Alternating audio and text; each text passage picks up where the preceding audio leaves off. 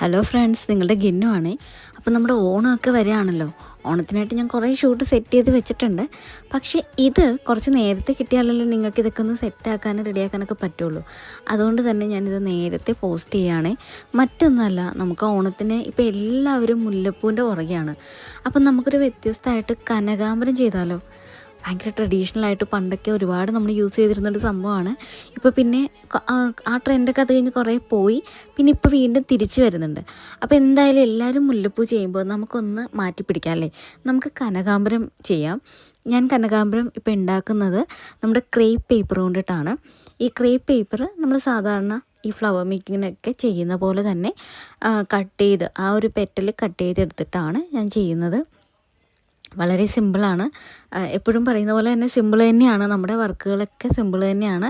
നിങ്ങളൊന്ന് ജസ്റ്റ് ഒന്ന് മൈൻഡ് വെച്ച് ഇറങ്ങി തിരിച്ചാൽ നിങ്ങൾക്ക് ഈസി ആയിട്ട് ചെയ്യാൻ പറ്റുന്നതേ ഉള്ളൂ.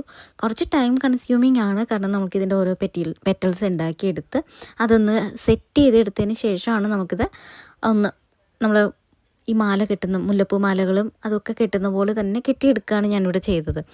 അപ്പോൾ ആ ഒരു നാച്ചുറൽ ലുക്ക് നിലനിർത്തിക്കൊണ്ട് തന്നെയാണ് ഇത് ചെയ്യാൻ പരമാവധി ഞാൻ ശ്രമിച്ചിരിക്കുന്നത്.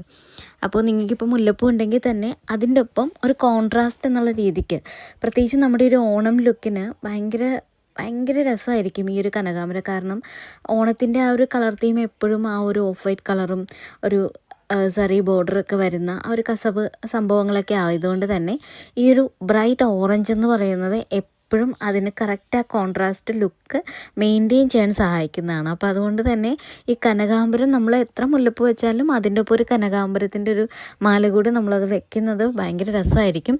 അപ്പോൾ എന്തായാലും നിങ്ങൾക്ക് ഈസി ആയിട്ട് ട്രൈ ചെയ്യാൻ പറ്റുന്ന രീതിക്ക് തന്നെയാണ് ഇതിൻ്റെ ട്യൂട്ടോറിയൽ ഞാൻ സെറ്റ് ചെയ്തിരിക്കുന്നത്. നമ്മുടെ ചാനലിലൂടെ അത് കാണിക്കുന്നതും. ഇതല്ലാണ്ട് വേറെയും കുറേ ഓണം റിലേറ്റഡ് ക്രാഫ്റ്റ് ഐഡിയാസ് വരുന്നുണ്ട്. പതുക്കെ അത് വരുന്നതായിരിക്കും. അപ്പോൾ നമുക്ക് ഇവിടെ നിന്ന് ഇപ്പോൾ എന്തായാലും സ്റ്റാർട്ട് ചെയ്യാം അല്ലേ?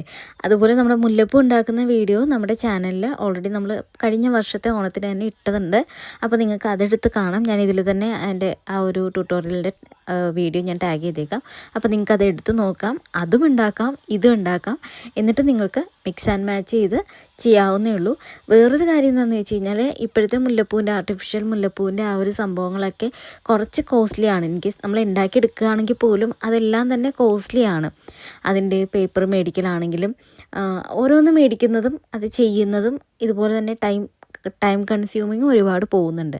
അപ്പോൾ അങ്ങനെ വെച്ച് നോക്കുമ്പോൾ ഇതാകുമ്പോൾ നമുക്ക് ബഡ്ജറ്റ് ഫ്രണ്ട്ലി ആണ്, റീയൂസ് ചെയ്യാൻ പറ്റുന്നതുമാണ്.